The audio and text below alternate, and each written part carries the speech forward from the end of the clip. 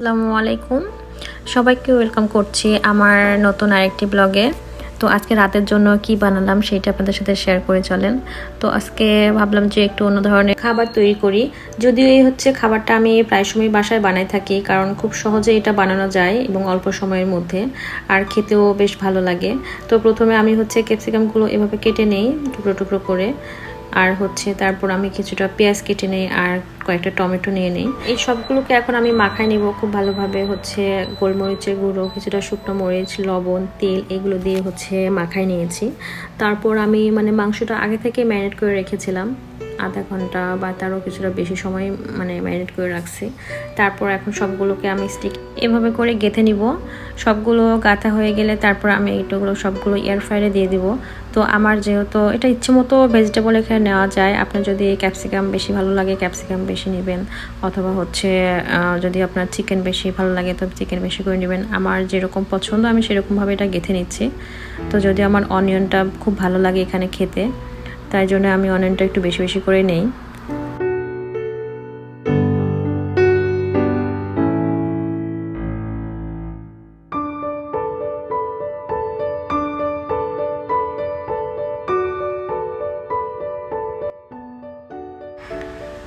এই যে এগুলো আমি সবগুলো গাঁথা হয়ে গেছে স্টিকে করে। তো এখন এগুলো সবগুলো আমি এয়ার ফ্রায়ারে দিয়ে দেবো। যদিও একসাথে মনে হয় হবে না সবগুলো, তো যতটুকু হয় আর কি ততটুকু দিয়ে দেয়। এগুলো আবার যখন চেঞ্জ করে দিতে হবে তখন আবার একটু ঝামেলা হয়, বেশি করে দেওয়া যাবে না। যাই হোক, এই যে হয়ে গেছে, এটা এখন আমি এয়ার ফ্রায়ারে দিয়ে দেবো। এটা এদিকে হতে থাকুক, আর আমি সালাদের জন্য কিছুটা সবজি কেটে নিব। তো এখানে আমি আইসবার্গ যে লেটুসটা আছে সেটা কিছুটা কেটে নেই। তারপর এখানেও ইচ্ছে মতোই সবজি দেওয়া যায়। তারপর ক্যাপসিকাম কেটে নিই কিছু কিছু করে। এখানে পেঁয়াজ দিই আমি, তারপর টমেটো, শসা বা সালাদের যে বিভিন্ন ধরনের পাতাগুলো থাকে সেগুলো আমি দিই। তো আজকে যদি এগুলো বাসায় ছিল না, তার জন্য আমি যা ছিল এগুলো দিয়েই স্যালাডটা বানাচ্ছি। এখানে আমি 2 ধরনের মরিচ ইউজ করি, একটা স্পাইসি আর একটা স্যালাডের জন্যই। তো এই চেরি টমেটোগুলো আমি ছোট ছোট করে আরও কেটে নেই। আমার সবজি কাটা প্রায় শেষের দিকে, এখন পরিবেশন করার পালা। তো আমি এখানে মায়োনেজ দিয়ে নিচ্ছি স্যালাডটাতে, আর কিছুটা গোলমরিচের গুঁড়ো দেই, আর কিছুই দেই না, শুধু এই দুটোই দেই। তো এটা আপনার ইচ্ছে মতো দিবেন, আপনার যেভাবে খেতে ইচ্ছে করে আর কি। অন্যান্য সময় আমি কিছুটা লেবুর রস দিই হালকা করে। তো এদিকে স্যাসলিকগুলো হইতে বেশ সময় লেগেছিল, 1 ঘন্টার মতো সময় লেগেছে মনে হয়, 2 বার দেওয়া লাগছিল। তো যার কারণে একটু সময় বেশি লেগেছে, রাতও হয়ে গেছিল বেশ। তো এই তো আমাদের পরিবেশন শেষ, এখন খাওয়ার পালা।